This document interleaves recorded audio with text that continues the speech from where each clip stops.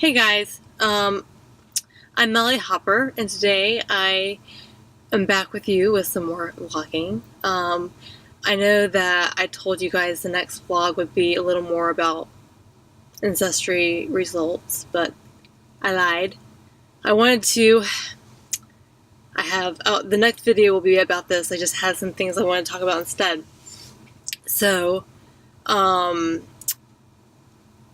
today I wanted to talk about something a little different, and I want to give you guys a warning that is going to be a little more sexual abuse content, like some experiences that I've dealt with as a sexual abuse survivor. And if that makes you uncomfortable, you can leave and you can turn off the video. That's fine. But I felt the need to share this recently, and I wanted to tell you guys that I have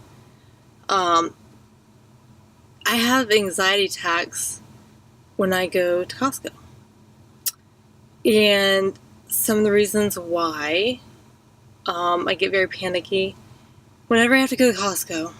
And I'll tell you the reasons why, because here locally, behind Costco, is a Dave & Buster's. And at this particular Dave & Buster's, behind this Costco that I go to, is where I was date raped. That's where the date rape happened. That's where it started. And I have avoided this area for a long time. Locally, there's lots of places I can go ever since this happened to me when I was about 22.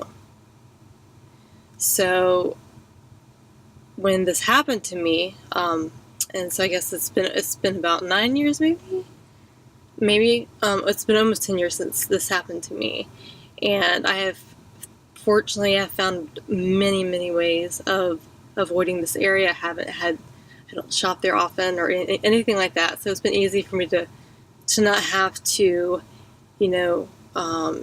deal with or like revisit the place where that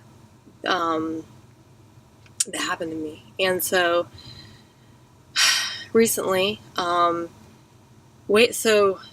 to give you a little backstory, the night that happened, when I was about 22, I was supposed to meet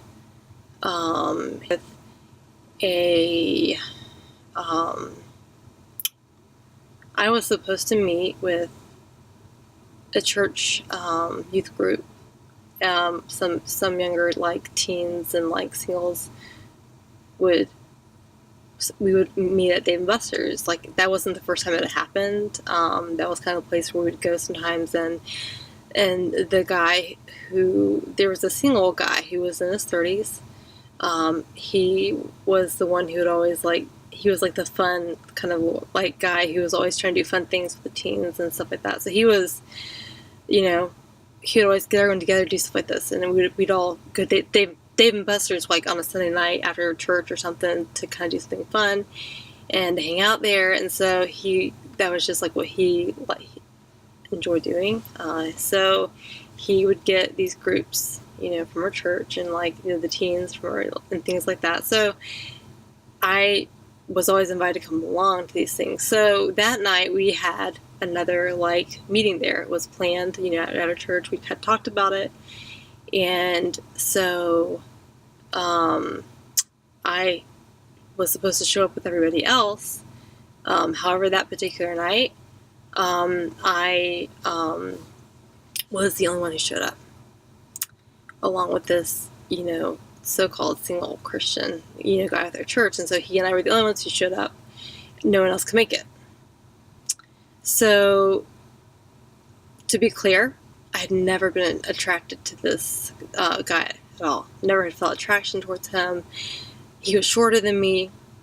He was old. There was nothing about his personality that he had a very kind of braggy personality, and it was nothing that was ever attracted to me at all. Just so you guys know and clarify, I wanted nothing from him at all. And so he insisted on buying me a drink. I think I had a couple of beers. He insisted on buying me, some beers, and, he wanted to talk with me, and I think he thought he could just use this as an opportunity.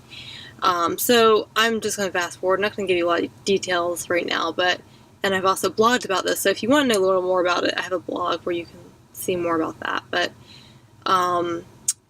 this was where this is where it happened. That's where, it began. He then I kept letting him know that I was not going to. I wasn't interested. My heart wasn't in the right place. I said that over and over and over.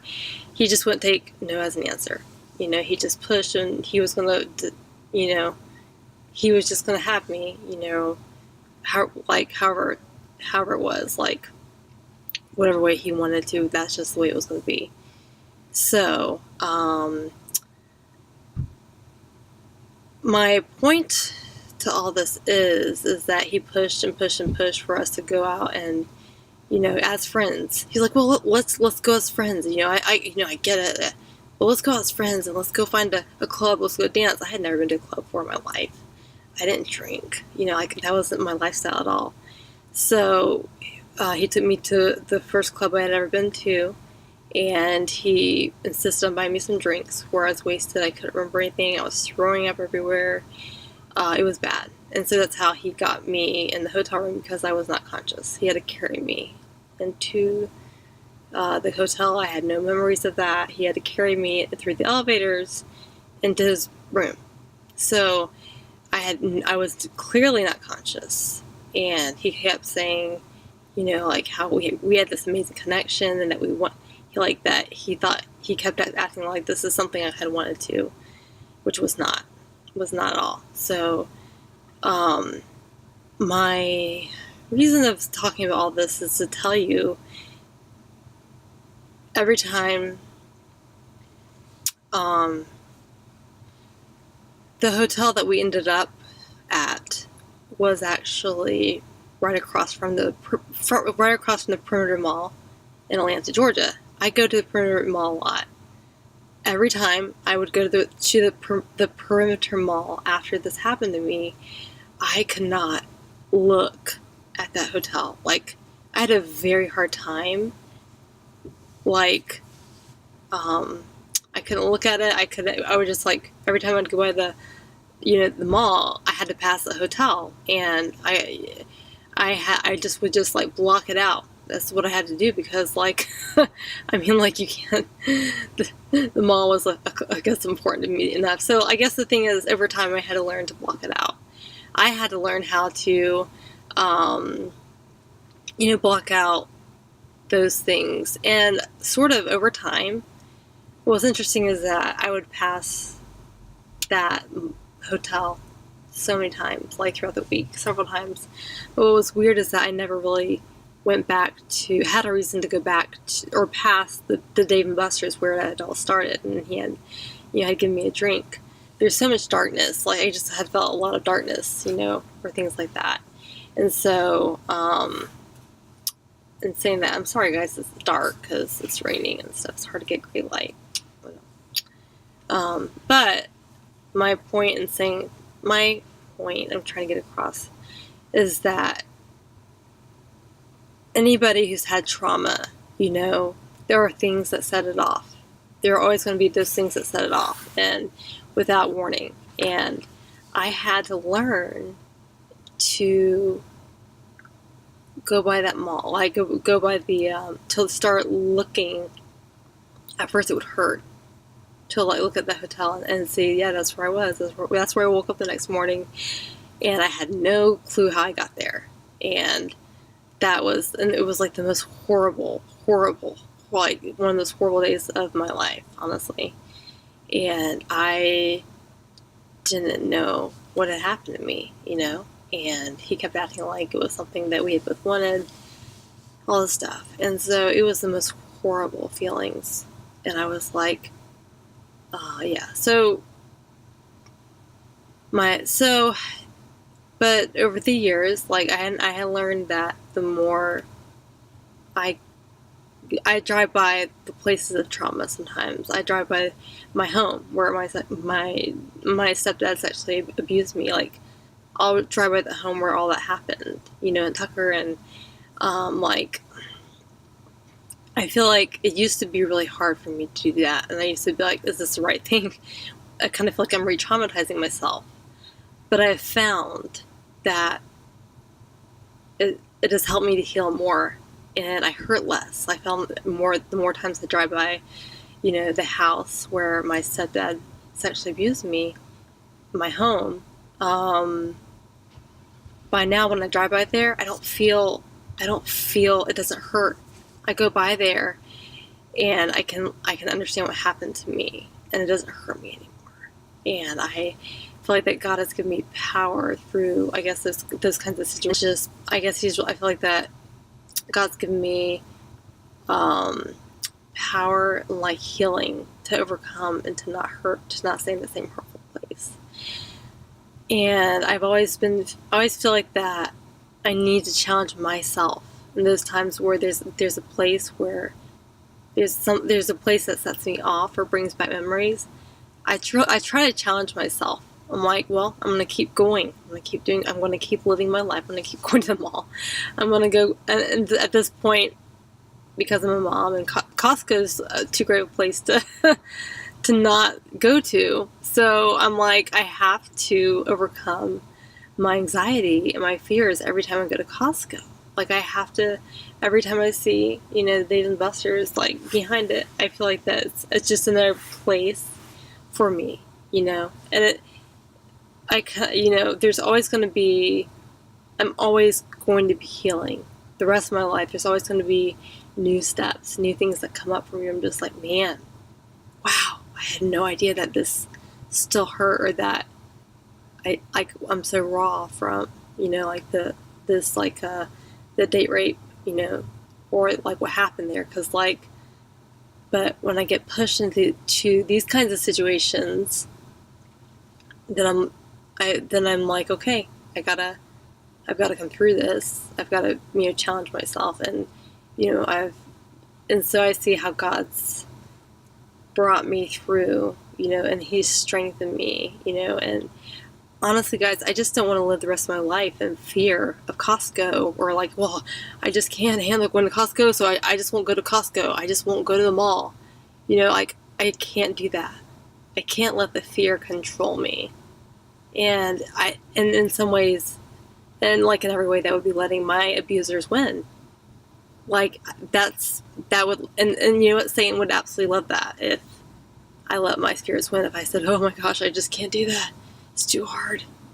Because it does feel hard.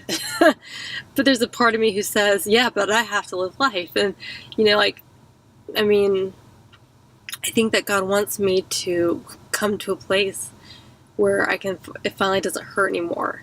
To go, like, you know, to go another step of healing, you know, that He has to bring me through. So, honestly, Costco's been my most recent, like, challenge of, you know, I think I've overcome, you know, the mall.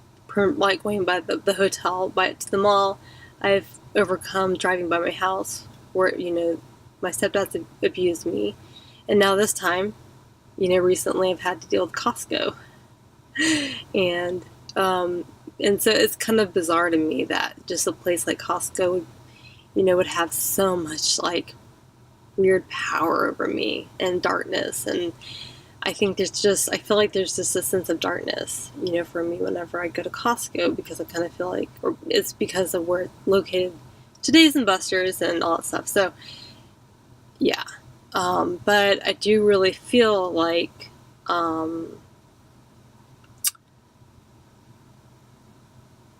the best way for me to heal, like, I have to challenge myself, and I have to, I guess, I have to really just, you know, keep moving forward and to keep healing, you know. Like, I don't know, like, when these things are going to hit me next, but I do, I knew that. So I guess I just wanted to share this because for any of you, maybe you weren't sexually abused, but maybe you've been through some kind of trauma to where you understand, like, when you've been through trauma, there are times where it hits you.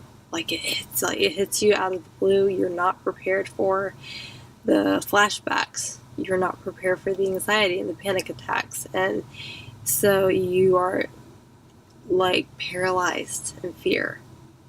And I think everybody has some kind of those from whatever it is that you might be going through. Maybe it's not sexual abuse, or maybe it is sexual abuse or rape, or something like that. So I guess I want to encourage, everybody, to, like, we're all in this together. We're all healing. We all have bad days.